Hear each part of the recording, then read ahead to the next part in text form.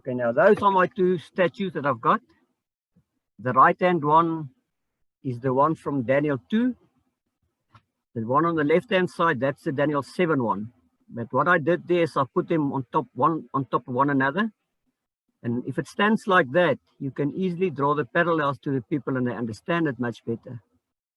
Now, our first show was in Ermelo in 2018. It was a very, very nice show. We had quite a lot of experiences there. As you can see, there was a lot of schools that went through there. It's in...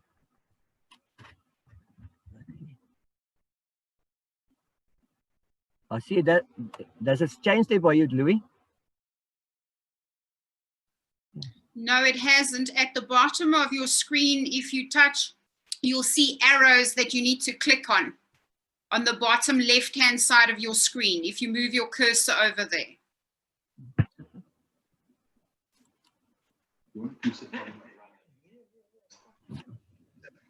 No, I'm saying she can come sit down and run it. But you keep your eye on me. Brother Freddie, you've stopped sharing. Yes, I'm just going to try and open it again. Okay.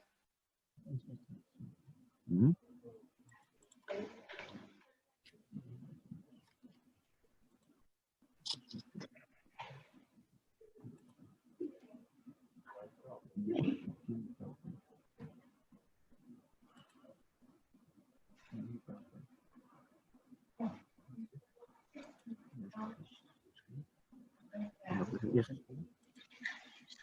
Ik moet het eerst in de achtergrond kijken.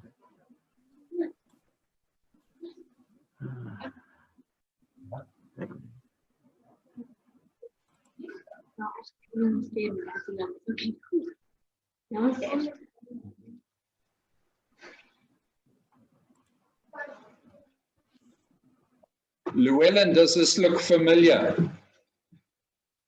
We had Llewellyn give us a talk and he was running around the screen. So don't feel bad, Freddie. Can you see something now? No, you must share your screen first, Freddie.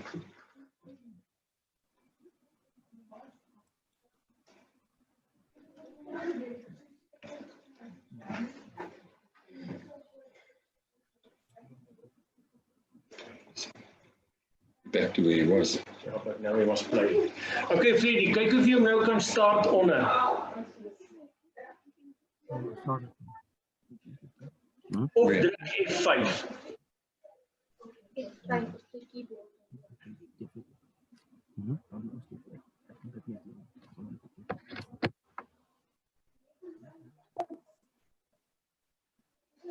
Daar sê. Now we see the tents and the market and that. Tabazimbi. We can see that now, Freddie.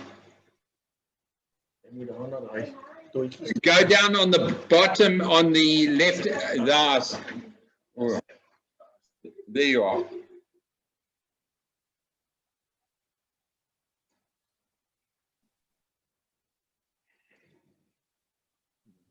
Right at the bottom of the screen on the left-hand side of the arrows.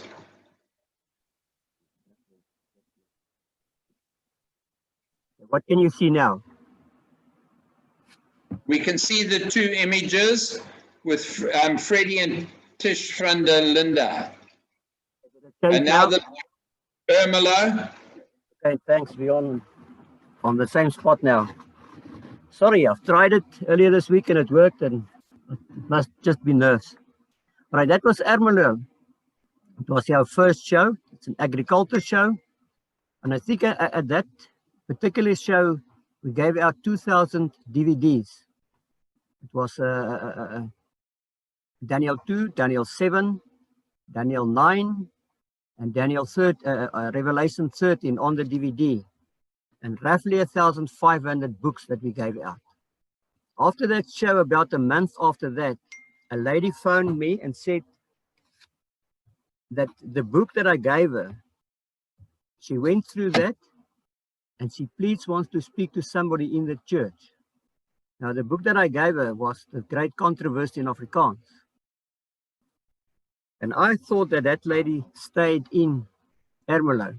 So I phoned the elder there, gave him all the particulars, and that I went. You see, this is the only thing with this thing that we do. Once I leave the town, I cannot follow them up. So what I do is if I do get a contact, I give it to the pastors or the elders or that. So I gave that to the elder. 2 months later, we went to another show, and take a guess who's standing next to me. They were not staying there, but she actually was also showing there. It was that same lady. And we had a week time to discuss the Bible and the prophecies. And I'm sure that she's in good hands now, because there is a pastor looking at her and they're doing Bible studies now. The show after that,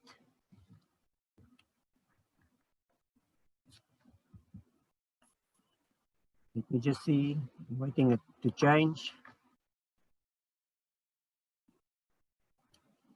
Our internet also on the farm are not very fast.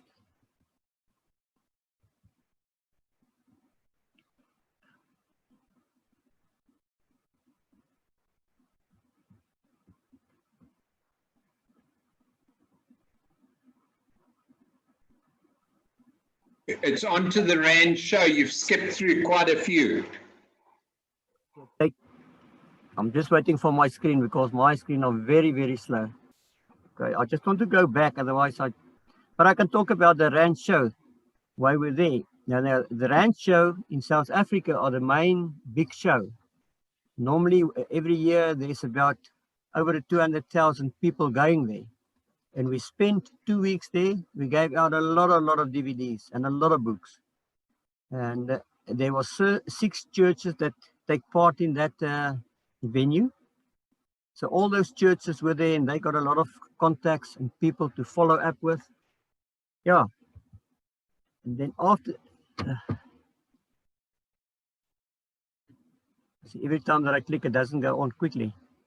What do you see now? It's still the Rand show. It's the picture of a couple holding hands and some people in the foreground, and the bottom half of your statue in the background.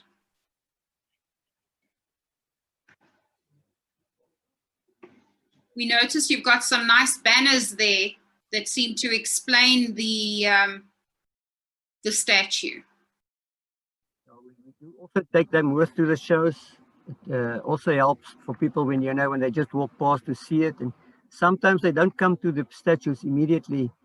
Read it a little bit here and then they come back. So that really helps also. Okay, are you there? Can you see Gordon's Bay now? Yes, we can. But now, when we went to Gordon's Bay, I know I'm sure that you all know Bernard Ficker. Now, Gordon's Bay's got a lot of wind. If you put an 8-meter statue up there, it's not very, very thick material. It's a very light construction. So the wind are supposed to tear that whole thing apart. And when we went there and Bernard Ficker came to visit me, he said to me, "What are you going to do with the wind?" And we prayed there. And for a week long, there was no wind. But the last day that we left there, it started raining, and with wind, that we could hardly keep the car on the road.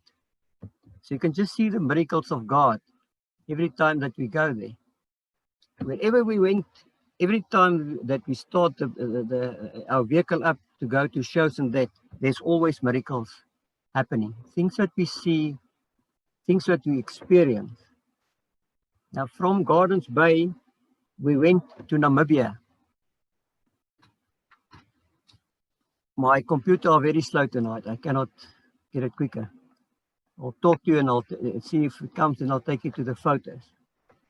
We were invited to go to Namibia to the shows there. And we started off in Umaruru. It's a small town, and they had a festival there. So we went there in front of a spa, get the statue up, and there was a lot of people there. But what we've mainly found there, that is, the Bibles was not a thing that people had there. Everybody was looking for Bibles. I had a couple of the great controversies the Afrikaans one, and it's got a very nice cover. So an old lady came to me and she said to me, "Is that a Bible?"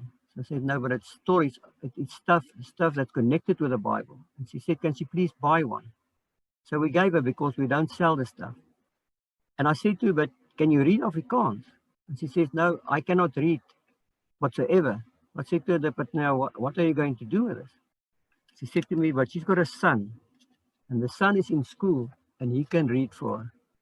So what we did is after our tour through Namibia, we came back and we took 1,000 books, 1,000 Bibles back to them.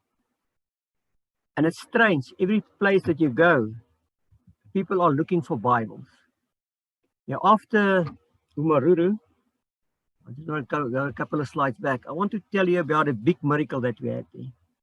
Now that was the vehicle that we went up to Namibia the first time.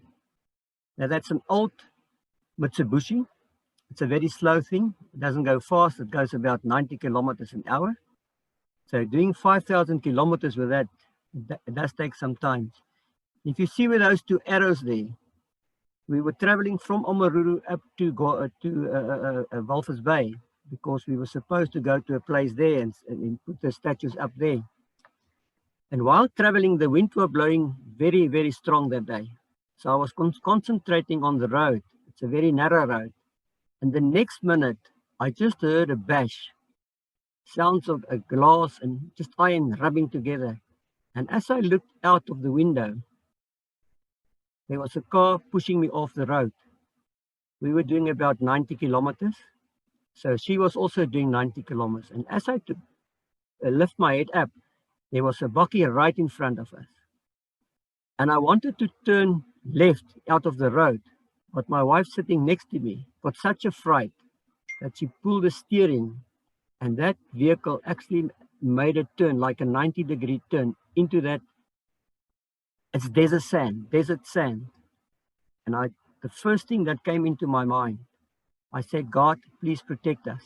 But I actually screamed it out. Now, at that time, we had a friend that went with us, and she was on her phone talking to her daughter. So she heard everything. She heard the bash, she heard our screams and everything. And as my wife turned that car, we went into that sand, and that whole thing just started. I actually thought we were going to roll it. We just grabbed and hold. And the next minute, I saw that the car coming back, because she also went left into the veld. They didn't bump one another. The car that came from the front just went past. And that car came back and hit us right on the left-hand side, on the passenger side. And it was just losses. When all the vehicles got to, standing still, I got out of my vehicle. And that was only that scratch that was there, that you can see there. On the left-hand side in front, the flicker light came out. It wasn't broken, it just came out and it was hanging onto the cable. I put it back, still working. I walked to the car. It was a young lady of about 22 years old. I said to her, "What did you do?" And she said to me, "I never saw the other car." And I said to her, "Let's pray together." And as we started praying, there was quite a couple of blokes standing around, and they all just hacked in and we praying. And when I was finished, one of the blokes said to me, "Sir, it was me driving the bakkie. I thought that we was going to die today." It happened so fast, I couldn't see what happened. Now that other vehicle was totally written off. It was bumped all around. She couldn't drive it further. Now, if that was not the hand of God taking us through that, I do not know what it is. Now, from Walvis Bay, we went to Windhoek. That was the previous picture that you saw there. I'll leave it there and I'll discuss. On Windhoek, that's the show on Windhoek. What they normally do is they put us next to the amusement park. It's not a good place to be, especially on a Sabbath.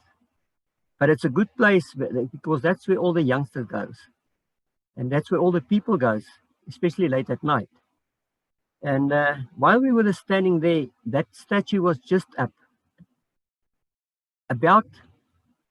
From the photo that you see there, about an hour later, the show president And the bloke that was in the floor manager came to me and he said, we must please take the statue off because they do not want any idols on the showground. So I said to them, can I please explain to you what it is? I will take it off, but can I explain to you what it is? And after explaining to them what it is, they left me there. They took a lot of DVDs, a lot of books, and they went. And they've also invited us out to come the next year again. But the show was very quiet. The next morning, a bloke came, and while I was walking, I was not at the statue, my wife was there. A young bloke came and he looked at the statue, and my wife told him what was going on there. Later that afternoon, they came back and they were about 8 people, 8 youngsters, having a tripod taking photos of the statue. And I explained to them what it was. Now that young man was the reporter of the local newspaper, and he put an advert in the newspaper. I don't think we'll be able to read it. It's not so nice now. But they said that the youngster came and saw that, and he was quite impressed.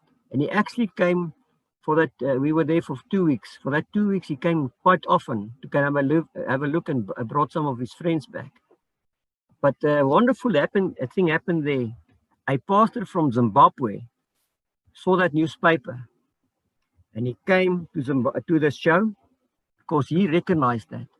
Now that's one thing, when you go to the shows, there's not a lot of people that recognize that thing. We had a lot of stories. Some people said it's a pharaoh, but nobody knows what it is. But that young pastor knew what it was. So he came to the show and he invited us to go to Zimbabwe. That was now in 2019. So in 2019, we've decided to go to Zimbabwe. Now, Zimbabwe's got the biggest show in Africa, the agriculture show. Very big. But while we're in Namibia, I want to tell you about 2 special people that I've met there. I've met a pastor in a bush. His name was Ezekiel.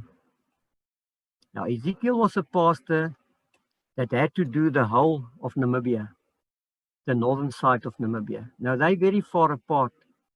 Now, what he does, he's got a tent, and he goes to the places where they live, the local places there, put his tent up, see if he can get some electricity, because what he does, he takes his refrigerator with, and then he stays there for a month.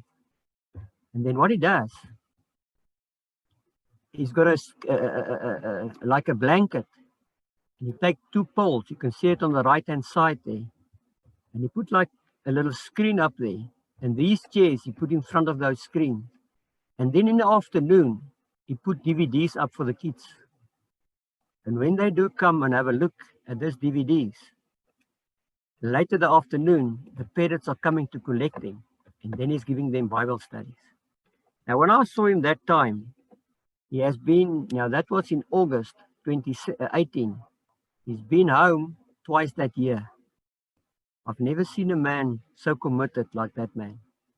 I actually felt sorry and ashamed for what we were doing. A week after we left there, he had an accident and he passed away. What a pity. The other people that I've met, and I believe that you've also heard about them, is Bobby and Dries of Kashira. Now, those people really make me ashamed. For what they've got and what they do, it's just a shame that we don't do the same. They build a church there. They make their own bricks. That was the construction where they started off. When they opened the church, we were there. That was in January 2019 that they opened the church. You know, and it was quite special, very special. On the opening day, they had 37 candidates for baptism, 27 pathfinders, and they were sitting another 30 doing Bible studies for the next baptism. It's just amazing what they do. And I actually felt sorry and ashamed for what we do, for all the things that we've got what they haven't got and the work that they do for God. So 2 months later, we went back and we took them some Bibles. Now that was amazing. You know, after I left Barbie, half an hour later, she sent me photos that she gave Bibles to the people working in the Catholic Church. They distributed so many Bibles and books in that area. And I'm so glad what I've heard, what your people are going to do for them. They really do hard work. Now, that was our last show that we had before this COVID thing. That was in Barberton. And I'd like to tell you what happened there, because I want to tell you about a couple of miracles that happened while we were there. Now, that day was a miracle. We were there for more than a week, and nobody wanted us to put the statue up. Now, you'll see that statue is not the big one of 8 meters. That's half the size. That one is only 4 meters. So I can put that thing up in a square of 1 meter square. I put it up. Now, for the whole week, we've tried there by the Pick and Pay, because that's where most of the people go. And they wouldn't allow us to do there. But the Friday afternoon, we went there for a week, because I don't know if you know Ernie Rex, one of the pastors, also an evangelist, doing some seminars and stuff. He was going to work there, and he asked me to come and do some advertising for him. Now that photo was taken that Friday afternoon, or the Monday afternoon. The seminar was going to start 6 o'clock that night. Now that was just after 1 when that thing was blown up there. It's my wife on the left-hand side there. She just actually walked away from the statue, and I'm standing taking the photo. And while standing there taking the photo, you can see the people on the right-hand side. Now, you cannot see, it's a bit on the far right side. There was a bloke standing there, just looking at the statue with no interest in it. And he was standing there for about 20 minutes. So I walked over to him, started talking to him. But he didn't want to speak to me. And I said to him, "What's wrong?" And he says to me, "He's got no purpose in life." I said, "What do you mean, he's got no purpose?" He said to me that he was chased out of his house this morning. I said, "By who?" He said, "By his wife." Now that was mid-afternoon. I thought to myself, if he went out early this morning, I'm surely he's hungry. Yeah, just on the right-hand side there was a wimpy. So I took him in the wimpy, brought him some coffee and something to eat. But he wasn't really talkative. And while sitting down there, I said to him, "What happened?" He said to me, he cannot find a work. So he's worth nothing. He's a loser. And his wife chased him out the house that morning. I said to him, "Now, where are you going to go now?" He said, "I've got no idea." And I said to him, "Can we pray together?" He says, "That will not help in any case." I said to him, "You know, if you give your life to God and you leave God in control of your life, He can sort things out for you." And he said, "Okay, we can pray." And after I prayed for him, he said to me, "In any case, he's not going to live very long." I said, "What do you mean?" Yeah, when he left that morning, he took all his blood pressure tablets, 3 boxes. He took it that morning. I called my wife, gave her a box, and I said, "Please go to the chemist and just find out what's going to happen if he had all these." Now, they were very worried about him and said, I need to rush him to hospital immediately. And he didn't want to go. And I said, "Well, let's just take your blood pressure." We went to the chemist and I bought a machine to take his blood pressure.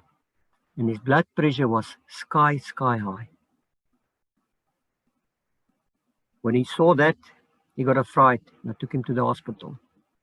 Now, standing there, I only had 25 Rand on me.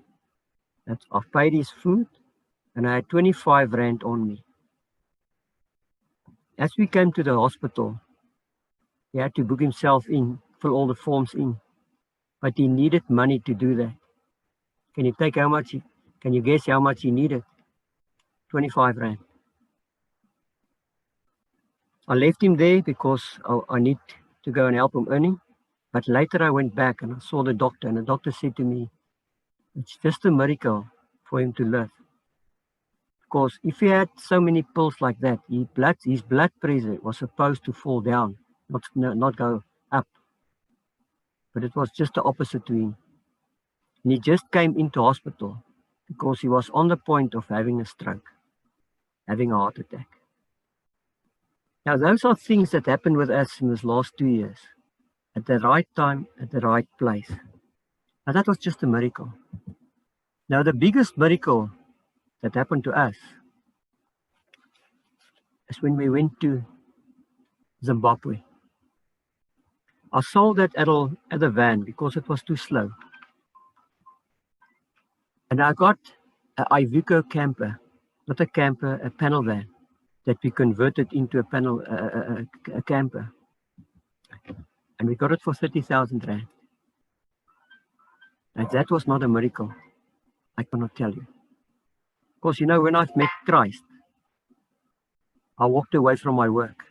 I had an engineering place. I never told you when I spoke about what I had been doing. I used to work on the mine. I was an engineer, mechanical engineer. I left the mine and started my own business. So I had an engineering a shop, automotive engineering place. When I met Christ, I walked away. I left everything and I walked away. Gave it to my son. I never interfered. I never got money out of it. Nothing. So when we got that Iveco for 30,000 Rand, it was just a miracle. We finished it. Sorry, Freddie. Freddie, your screen says your battery's running low.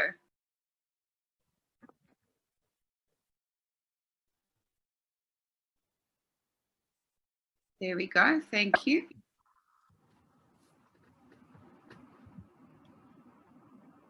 You've gone back one.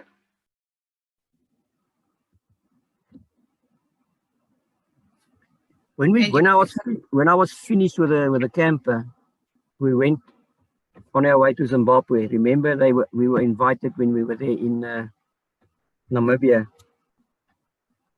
They invited us for that show. A week or so. Oh, that's a photo that I couldn't show you from Barbie yet. That was the first people that they baptized in Kashira. The screen of mine is just messing me around. It goes up and down, so I don't know what you see now. All right, we're seeing the night picture of the vehicle you bought in Diwara Sekwa, Harare. I don't see that.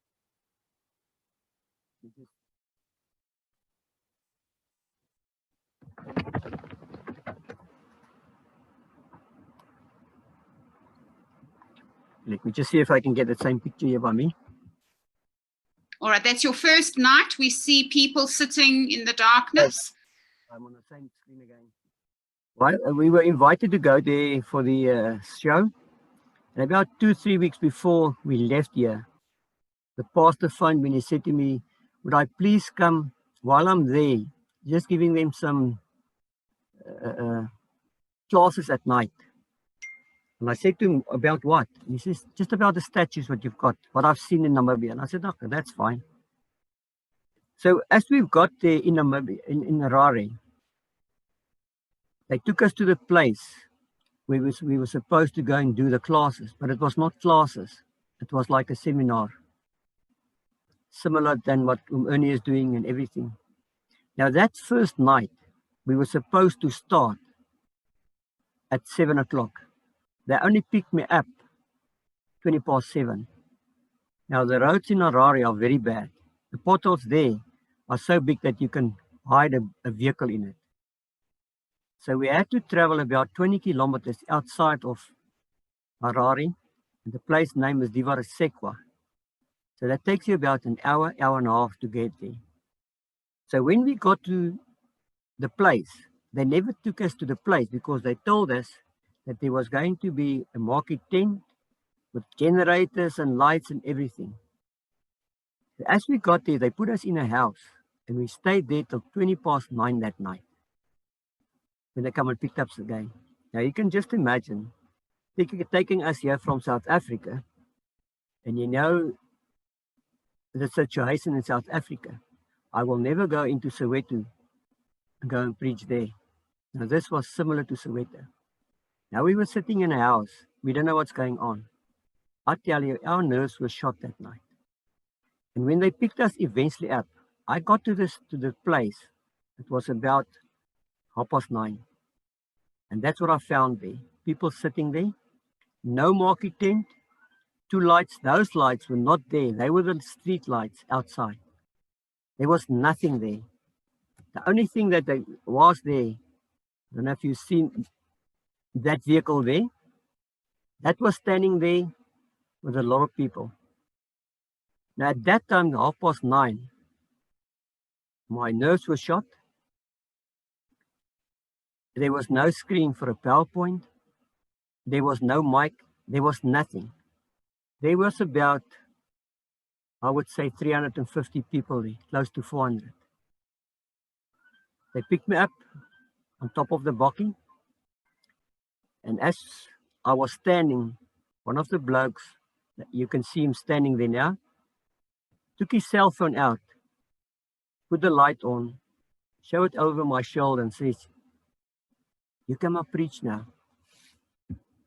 I don't know if you ever had an experience like that. I had nothing to say. The only thing that came into my mind was John 3, verse 16.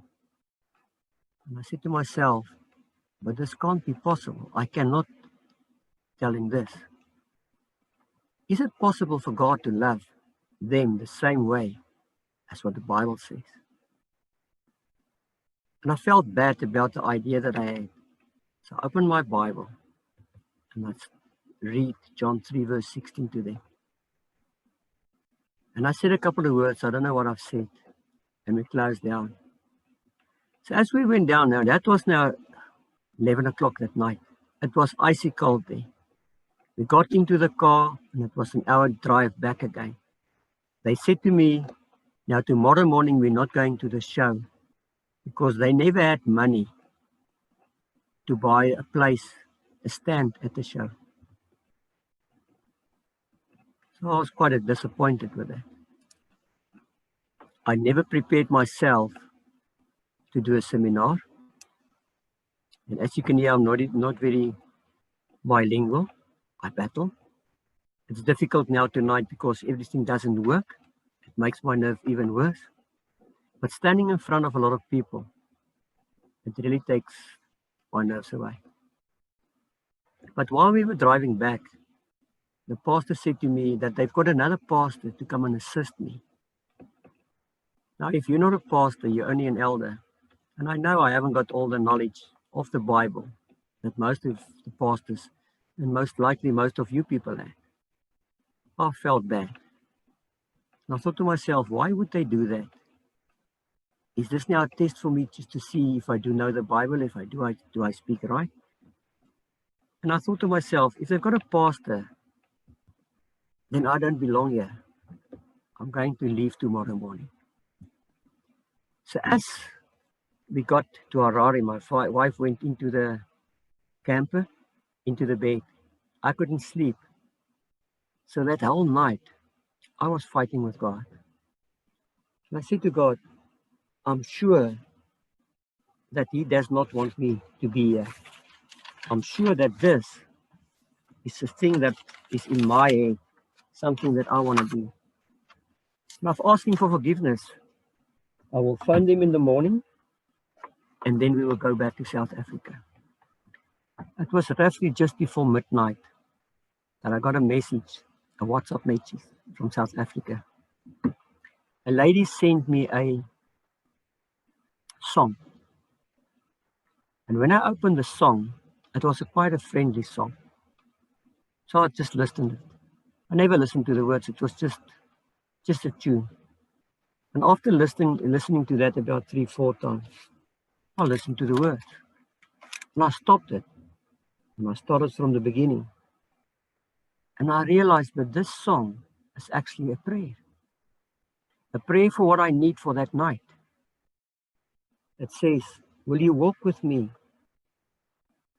through the darkest night, when everything goes wrong, will you make it right? Will you guide my lips in all I say?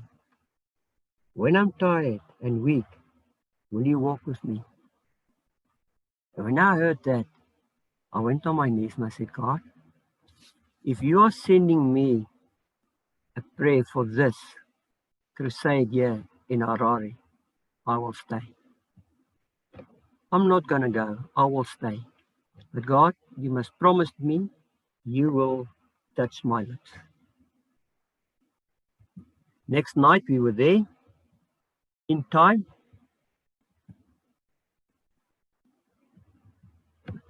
I'm going to stop sharing now because this thing just messes me around.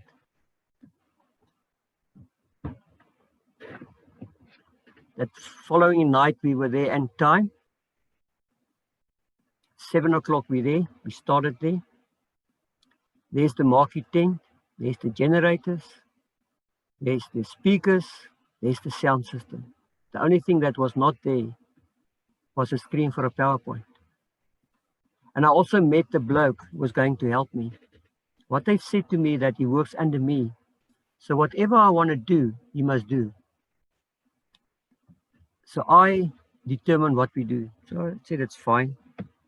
Now the next night, when I met him, actually when I started doing this and when I realized what it was, I've asked God what to do. How must I start a sermon? How must I do it? And when Rick said to me, it's always good to start with a testimony.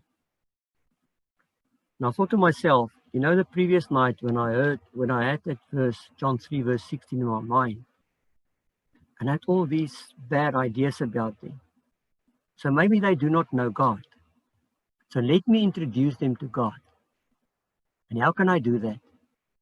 How can we introduce somebody to God if I cannot take his hand, put it in somebody else's hand? So I thought, well, let me explain to them what God did in my life for me.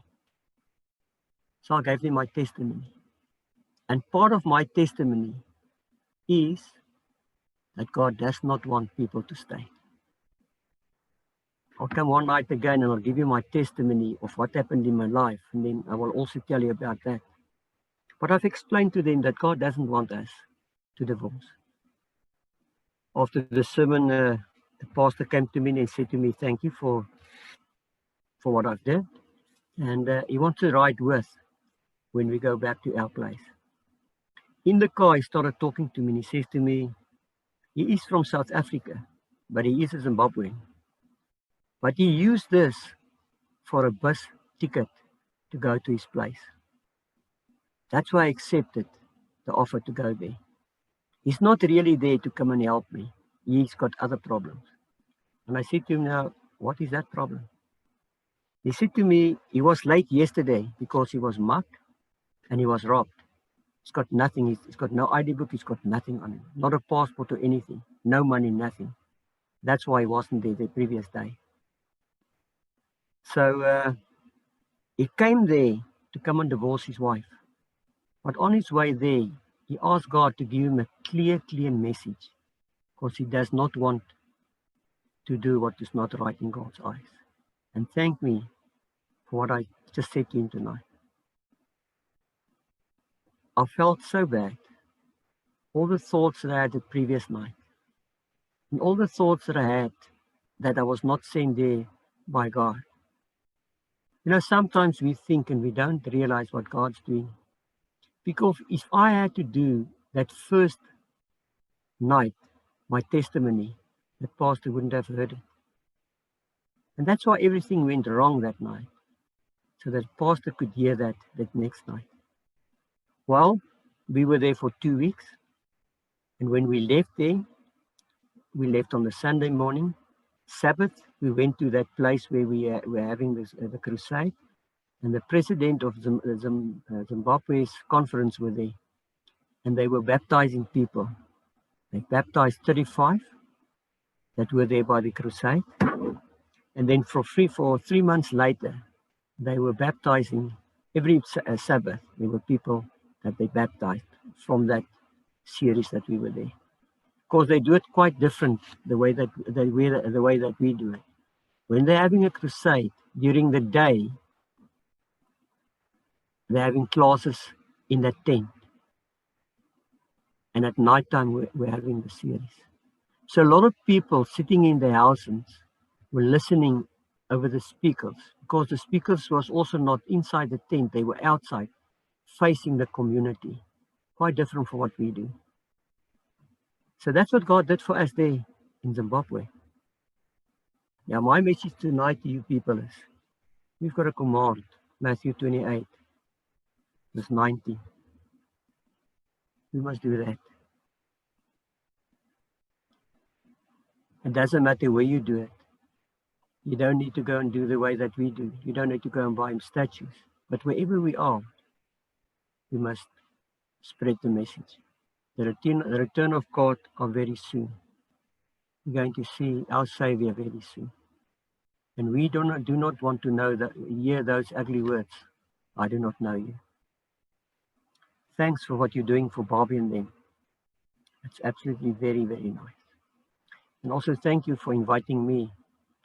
I'm sorry that this whole presentation went not so good, but I'd like to come and do it maybe perhaps again to you for you people, show you the photos. Thanks, Frank.